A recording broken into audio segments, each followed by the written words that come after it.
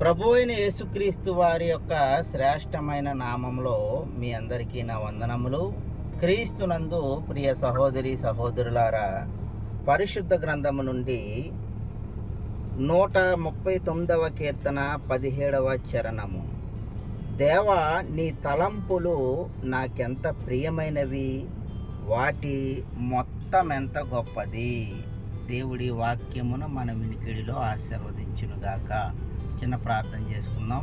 ప్రేమ కలిగిన తండ్రి, దయగలిగిన దేవా, ఈ వచనంలో నుండి కొన్ని మాటలు మాకు నాయన ప్రభువా నాతో మాట్లాడి సహాయం చేయమని యేసుక్రీస్తు నామమున ఈ ప్రార్థన అడిగి వేడుకొనిచున్నాము తండ్రి. ఆమేన్. ఆమేన్. తలంపులు అనగా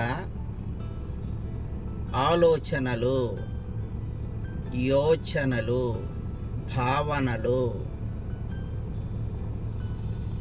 తలలో నుండి పుట్టినవి గనుక తలంపులు. హృదయములో నుండి పుట్టుచున్నవి గనక హృదయాలోచనలు. ఈ తలంపులు 3 విధములుగా మనం ఆలోచన చేద్దాం.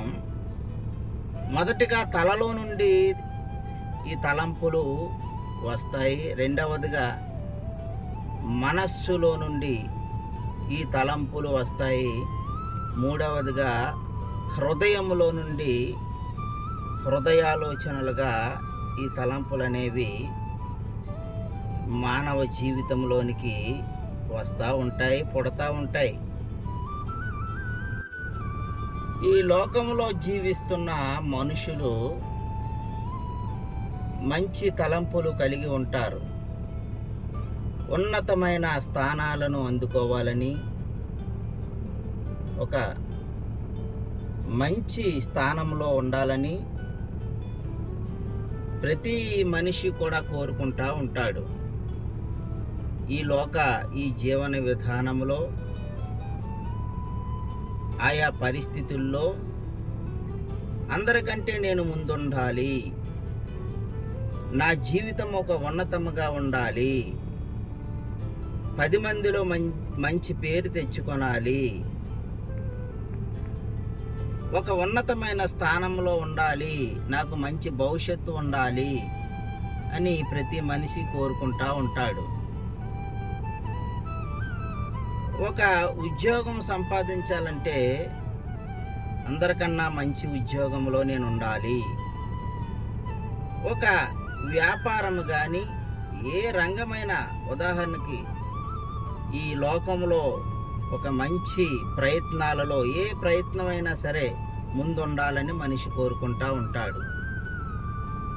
దేవుని సేవ చేస్తున్న సేవకులు కూడా ఒక మంచి సేవను నేను చెయ్యాలి, అనేక ఆత్మలను రక్షించాలి, ఒక మంచి సేవకునిగా ఒక ఉన్నతమైన స్థానంలో ఉండాలని సేవ చేస్తున్న సేవకులు కూడా ఆలోచన కలిగి ఉంటారు.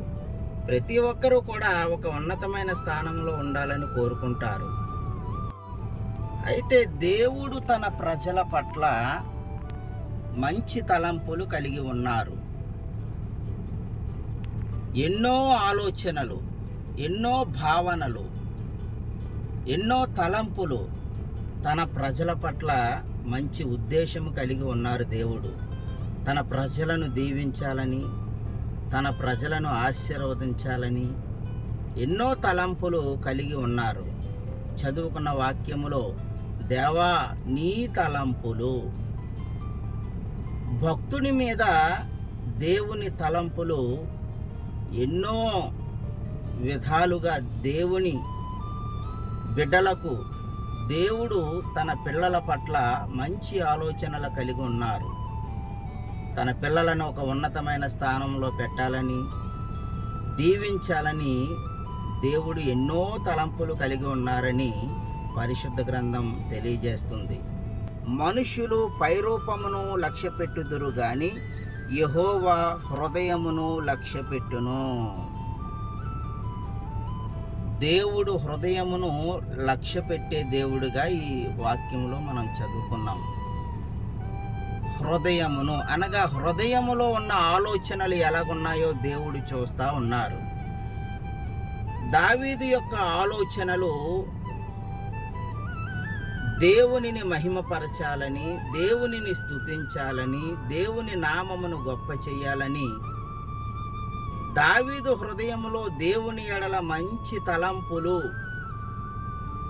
మంచి ఆలోచనలు, దేవుని మీద మంచి భావనలు ఉన్నాయి. కాబట్టి దేవుడు దావీదును కనుగొని ఒక ఉన్నతమైన స్థానం, అనగా ఇశ్రాయేలీయులకు రాజుగా నియమించాలని తలంపు కలిగి, ఆలోచన కలిగి దావీదుని రాజుగా నియమించి ఒక ఉన్నతమైన స్థానంలో నిలబెట్టారు దేవుడు.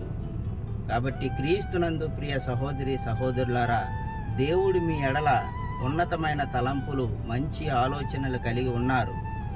దేవునిని మహిమపరుద్దాం, దేవుని కొరకు మనం ప్రయాసపడదాం, ప్రభువును స్తుతిద్దాం, దేవునికి నచ్చినట్లుగా మనం బ్రతుకుదాం.